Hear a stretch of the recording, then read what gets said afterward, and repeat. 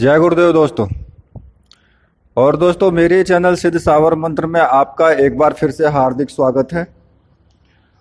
और देखिए, आज मैं आपके सामने जो साधना लेकर के आया हूँ वो कुछ अप्सराओं से थोड़ी भिन्न है।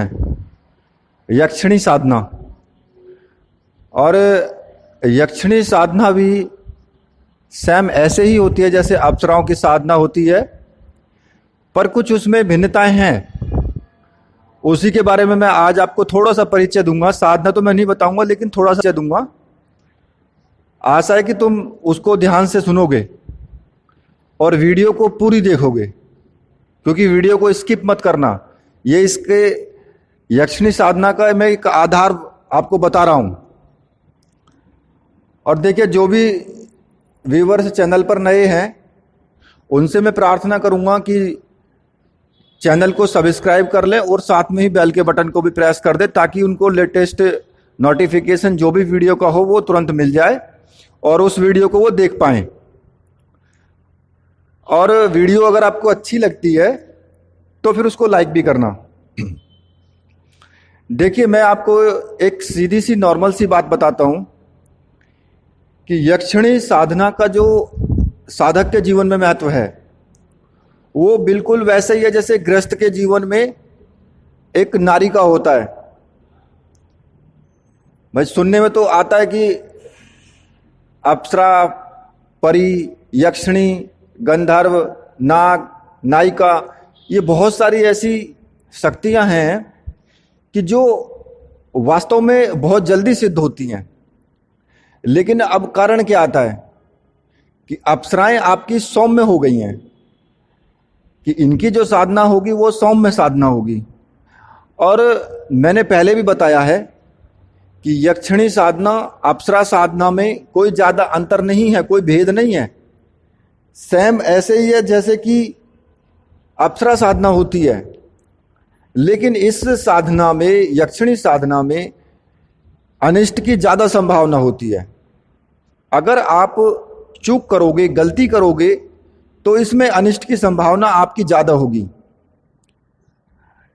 यक्ष और यक्षिणी, देखिए, आपने सुना भी होगा कि युधिष्ठिर से जो है यक्ष ने कुछ क्वेश्चन पूछे थे। जब वे वनवास में थे तब उनसे कुछ क्वेश्चन पूछे थे। वो यक्षी था और यक्षिणियां, तो ये यक्षिणियां जो होती हैं ये भगवान शिव की सहचरी होती हैं।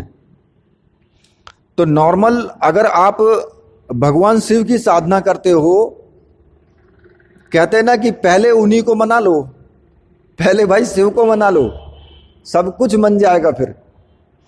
तो अगर आप शिव की साधना करते हो तो इनकी साधनाएं बहुत सरल हो जाती हैं। अगर भगवान शिव भोलेनाथ की आपके ऊपर कृपा, यानी आपके ऊपर छत्र छाया आ गई, तो फिर समझो कि आपका काम हो गया। इसलिए सबसे पहले भगवान शिव की साधना करना बहुत जरूरी है। और इसमें कुबेर की साधना करना भी जरूरी है, क्योंकि कुबेर भी यक्ष है। जो देवताओं का कोषाध्यक्ष है वो भी एक यक्ष है। और यक्ष शब्द का जो अर्थ होता है वो क्या होता है? यक्ष शब्द का अर्थ होता है जादू की शक्ति। और जादू की शक्ति इनके पास इतनी ज्यादा होती है, इतनी ज्यादा चमत्कारिक शक्तियां होती हैं कि अगर आप एक बार किसी यक्षिणी को भी सिद्ध कर लेते हो या अप्सरा को सिद्ध कर लेते हो, तो आपके अंदर जादुई शक्तियां, क्योंकि नॉर्मल सी बात है, जब आपके साथ में ऐसी शक्ति रहेगी तो आप भी कुछ ना कुछ करतब तो दिखाएंगे ही।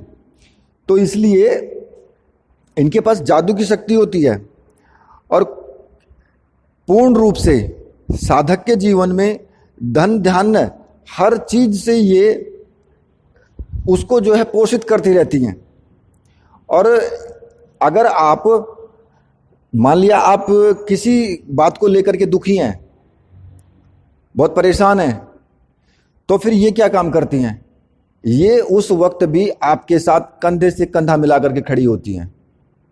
ये उस वक्त तुम्हारे साथ में बिल्कुल ऐसे खड़ी होंगी कि जब तुम एक तरीके से निराश हो जाओगे, तो आपको पूरा प्रयास करेंगी ये कि आप खुश रहें। आपके सामने इस तरीके से ये व्यवहार करेंगी कि आप वो सब चीज़ें भूल जाएंगे और साधक की हर इच्छा की पूर्ति ये करती हैं। लेकिन सबसे बड़ी समस्या क्या है? सबसे बड़ी समस्या हमारे जो समाज में क्या है कि यक्षिणियों को एक तरीके से भोग की दृष्टि से ही लोग साधना करना चाहते हैं। अप्सराओं की साधना करेंगे तो उसमें एक कारण होगा, सिर्फ प्रेमिका। यक्षिणियों की साधना करेंगे तो क्या होगा? प्रेमिका, पत्नी। इच्छा क्या होगी? धन, और दूसरा वासना की पूर्ति। देखो जो सच्चाई है, मैं बोल रहा हूं बिल्कुल एकदम क्लियर बोल रहा हूं, बुरी लगे किसी को तो लग जाए। ऐसे कुछ ही होते हैं कि जिनको इन चीजों से मतलब नहीं होता, ऐसे कुछ ही व्यक्ति होते हैं और उन व्यक्तियों को सरलता से सिद्ध भी हो जाती हैं। फिर तो इसके पीछे जो मैं तुम्हें आज मैं जो तुम्हें बताने जा रहा हूं कि ये भविष्य में ज्यादा से ज्यादा धन भी आपको देती हैं। आपके रोजगार में, किसी भी चीज में जहां पे भी आप हाथ डालेंगे वहां आपका हाथ सक्सेसफुल होगा। इतना ये ऊपर उठा देती हैं कि आप यकीन नहीं मानोगे। धन की देवी होती हैं ये पूर्ण रूप से। अब इसमें क्या होता है, लेकिन मैं जो तुम्हें बता रहा हूं वो इसलिए बता रहा हूं कि आप इसको ठीक से समझ लें। इनके पास में दिव्य शक्तियां तो होती हैं, लेकिन होता क्या है कि कलयुग का प्रभाव है, और कलयुग में ना मंत्र ज्यादातर सुस्त हो चुके हैं। ज्यादातर मंत्र जो है वो सुस्त हो चुके हैं, और इसीलिए हमारी पहुंच जो है वहां तक नहीं हो पाती है। किसी भी देवी देवता तक हमारी पहुंच जल्दी से नहीं हो पाती है। अब अगर गुरु के द्वारा कोई हमें मंत्र मिलता है तो वो मंत्र चैतन्य होता है। इसलिए ही कहा गया है कि हमेशा जब भी साधना करो तो गुरु के सानिध्य में करो, गुरु से मंत्र लेकर के करो। तो जब वो आपको चैतन्य मंत्र मिलेगा तो फिर आपकी साधना संपूर्ण होगी, आपको अनुभव होंगे ही होंगे। तो इसमें जो है मैं आपको बता रहा हूं कि इनमें कई तरह की कैटेगरी भी होती हैं। जो यक्षिणियां होती हैं इनमें कई तरह की कैटेगरी होती हैं, कई तरीके की होती हैं ये। भाई देखो, एक तो होती है दिव्य रसायन की पूर्ति करने वाली, जो दिव्य रसायन की पूर्ति करती हैं। वे यक्षिणी होती हैं, जैसे कि यक्षिणियां काफी होती हैं। चंडवेगा यक्षिणी, ये दिव्य रसायन की पूर्ति करती है। ये विशाला रक्ष यक्षिणी, ये भी दिव्य रसायन की पूर्ति करती है। और लक्ष्मी रक्ष यक्षिणी, लक्ष्मी यक्षिणी की भी साधना होती है, और ये एक तरीके से सौम्य रूप में है, कोई ज्यादा मतलब प्रचंड रूप में नहीं है। और जो ऐश्वर्य देने वाली यक्षिणियां हैं वे हैं कालकर्णी यक्षिणी और शोभना। कुछ होती हैं जो हमें दिव्य जो काजल देने वाली होती हैं, जो अंजन प्रदान करती हैं, वो होती हैं वटवासनी यक्षिणी और हंसी यक्षिणी और नटी यक्षिणी। कुछ और भी होती हैं कि जैसे मान लिया विभ्रा यक्षिणी होती है, रति प्रिया यक्षिणी होती है, ये धन धान्य की पूर्ति करती है। सुर सुंदरी यक्षिणी होती है, ये धन और दीर्घायु की पूर्ति के लिए होती है। अनुरागणी होती है, स्वर्ण मुद्राओं से इच्छा पूर्ति करने वाली होती है। ये जलवासनी यक्षिणी है, ये रत्न की पूर्ति करती है। महाभाया यक्षिणी है, ये भी रत्न की पूर्ति करती है। चंद्रिका, रक्त कंबला, कर्ण पिशाचनी, चामुंडा यक्षिणी, चिची पिचासनी, विचित्रा, पद्मनी, ये काफी सारी यक्षिणियां हैं कि जो हमें एक तरह से इनकी अलग अलग कैटेगरी होती है कि किससे हमको क्या मिलेगा, किससे हमको क्या मिलेगा। तो इसलिए इसको जो है थोड़ा ध्यान से करें। और एक चीज और बता देता हूं आपको कि यक्षिणी साधनाओं में सबसे ज्यादा प्रॉब्लम कहां आती है। अप्सरा साधनाओं में भी वही प्रॉब्लम आती है सबसे ज्यादा, कि साधना सिद्ध नहीं हो पाती। और यक्षिणी साधना में भी देखिए, मैं बताऊं तुम्हें, कि यक्षिणी साधना में क्या होता है, साधक को, जो भी साधक है उसको भोग और वासना के द्वारा भटकाने का प्रयास किया जाता है। यक्षिणी साधना में भी और अप्सरा साधना में भी, दोनों में साधक को भोग और वासना, कुछ ऐसे, ये ऐसी शक्तियां, ये कुछ ऐसे प्रपंच रचती हैं कि आप उसमें फंस जाते हो। और जब आप फंस जाओगे तो फिर नॉर्मल तरीके से साधना तो भंग हो ही जाएगी। और यही काम इनका पहले भी था। पहले जब ऋषि मुनि जो साधनाएं करते थे, जो और साधनाएं करते थे, ब्रह्मांड साधनाएं हुई, ऐसी उच्च लेवल की साधनाएं करते थे, तो देवगण जो थे वो इन्हीं को भेजा करते थे कि साधना भंग करने के लिए, और ये भंग भी कर दिया करती थी। तो फिर कलयुग में यार आम आदमी की क्या बिसात है। तो इसलिए आपको पहले उस तरीके से तपोबल लेना होगा कि यक्षिणी आपकी साधना भंग ना कर पाए, आप उस कुचक्र में ना पड़ो बिल्कुल भी, अटके उस भंवर में ना घुस पाओ।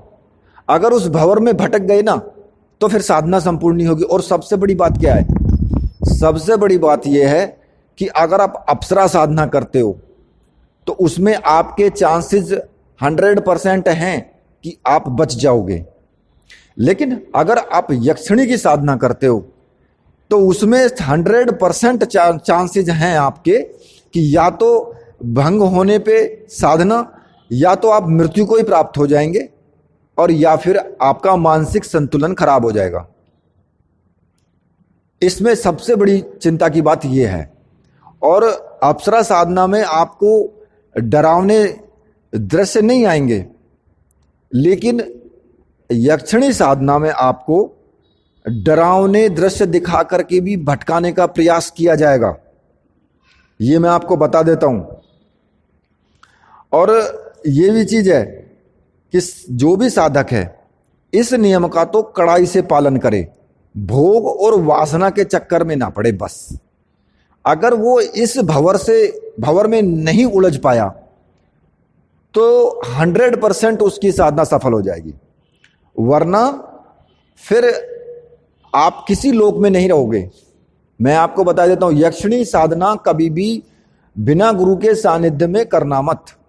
यूट्यूब पर और दूसरी वेबसाइट पर आपको दुनिया भर की चीजें मिल जाएंगी, लगा करके गोभी अप्सरा से, और ये पता नहीं कौन कौन सी यक्षिणियों की साधना दे देते हैं। लेकिन जो मैं आपको बता रहा हूं वो बिल्कुल एकदम सच्चाई बता रहा हूं।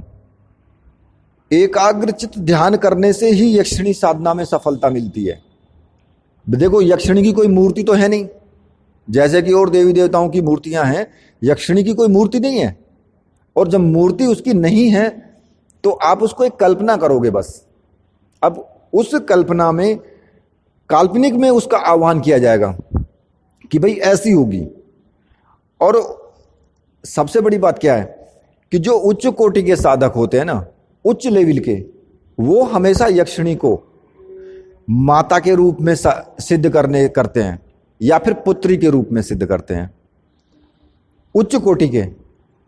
अब माता के रूप में और पुत्री के रूप में क्यों करते हैं कि भाई सीधी सी बात है, ये साधनाएं बिल्कुल एकदम ऐसी होती हैं कि आप जैसे तलवार की धार पे चल रहे हो, अगर आप जरा से भी डगमगाए तो फिर कटना निश्चित है, कोई नहीं बचा सकता फिर। और उस लेवल में हमको एक बार अगर कोई बचा सकता है तो वो हमारे भोलेनाथ हैं, या फिर आपने कोई महाविद्याएं सिद्ध कर रखी हैं। क्योंकि ये जितनी भी विद्याएं हैं ये सब इन्हीं के अंडर में आती हैं सब। तो इसलिए इसको उसी लेवल से लें। अप्सरा में आप एक बार गलती कर देते हैं, अप्सरा साधना में, तो कोई दिक्कत नहीं है। दोनों में समानता, दोनों में वही है। यक्षिणी का जो और अप्सरा का सेम ही है, बस फर्क इतना है कि अप्सरा साधना में आप बच जाओगे, और लेकिन यक्षिणी साधना में आप नहीं बच पाओगे। इसमें कुछ चीज़ों पे ध्यान भी देना है। मांस रहित भोजन करें, मांस का सेवन ना करें, बिल्कुल भी सात्विक रहें, ठीक है।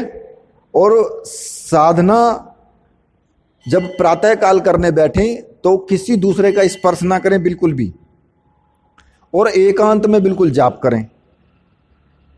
जब तक यक्षिणी प्रकट ना हो जाए तब तक जाप करना पड़ेगा। और मंत्र की जो सीमा है वो आपकी इच्छा शक्ति प्रबल होनी चाहिए बस। और जब आपकी इच्छा शक्ति प्रबल होगी ना तो तभी मंत्र का प्रभाव ज्यादा बढ़ेगा। तो इसलिए इस साधना में थोड़ी सी ये सावधानी रखने की जरूरत है। और एक चीज और है कि ना यक्षिणी साधना में आप बिल्कुल भी, जैसे कि इत्र वगैरह होता है ना जो अप्सरा साधना में यूज करते हो, इत्र वगैरह इस साधना में यूज ना करें। इसमें यूज करने की आवश्यकता नहीं है इत्र वगैरह चढ़ाने की, नॉर्मल तरीके से ये साधना की जाएगी। और एक चीज मैं आपको और भी बता देता हूं कि बिल्कुल भी आप यक्षिणी साधना को वामाचार पद्धति से करने की बिल्कुल भी चेष्टा ना करें। जैसे कि सात्विक रूप से साधना होती है, अगर करें भी तो पहली बात तो कि गुरु के सानिध्य में करें, और दूसरी बात आप वामाचार पद्धति से तो बिल्कुल भी ना करें। जो वामाचार पद्धति से दीक्षित हैं वो भले ही कर लें, क्योंकि उनका वो उसी पद्धति से दीक्षित हैं, वो कर सकते हैं उसको। अब उसमें वामाचार में क्या होगा कि कहीं आप शराब चढ़ाएंगे, कहीं आप मांस चढ़ाएंगे, तो वहां पर क्या होगा, वहां पर अनिष्ट की संभावना आपके लिए इतनी ज्यादा हो जाएगी कि बहुत ज्यादा, वहां बचने का संबंध तो खत्म ही है कतई। आप अगर गलती हुई साधना में, समझो आपका काम तमाम। तो इसलिए उस पद्धति से तो बिल्कुल भी चेष्टा ना करे करने की। और दूसरी बात यह है कि पहले भी मैंने आपको बताया है कि अप्सरा साधना भले ही कर लो, लेकिन यक्षिणी साधना बिना गुरु के सानिध्य के नहीं करना बिल्कुल भी। मैं आपको डरा नहीं रहा हूं, ये मैं आपको सत्य से अवगत करा रहा हूं। देखिए YouTube पर बहुत आपको वीडियो मिल जाएंगे, कहीं सहतूर या परी है, कहीं कोई दूसरी यक्षिणी है, कोई विभ्रा का दे देता है, कोई अनुरागणी का दे देता है, कोई सुर सुंदरी का देगा। लेकिन मैं आपको जो बता रहा हूं वहां से पढ़ करके बिल्कुल भी साधना ना करें ऐसे। मैं डरा नहीं रहा हूं, सत्य बता रहा हूं मैं। अब आपको लग रहा हो कि भाई आप डरा रहे हो तो वो बात अलग है, फिर आप जानो आपका काम जाने। मुझे जितना आपसे कहना था वो मैंने कह दिया। यक्षिणी साधना के विषय में मैंने ये थोड़ा सा आपको परिचय दिया है, बाकी मैं कुछ साधनाएं भी दूंगा बाद में, और उनके विषय में भी पूर्ण आपको पहले मैं देख लूं कि पूर्ण तरीके से मैं समझ करके तभी मैं आपको बताऊंगा। उससे पहले मैं कोई इस तरह की वीडियो नहीं दूंगा आपको। तो इसलिए जो भी साधक हैं वो इसको गौर से सुने। पहले वीडियो आपको अच्छी लगी है तो उसको लाइक जरूर करें और शेयर जरूर करें, जिससे कि सभी को इसका ज्ञान मिल सके। और लास्ट में मैं फिर वही बोलूंगा कि बोलिए वीर बजरंग बली हनुमान जी महाराज की जय। बोलिए मेरे परमहंस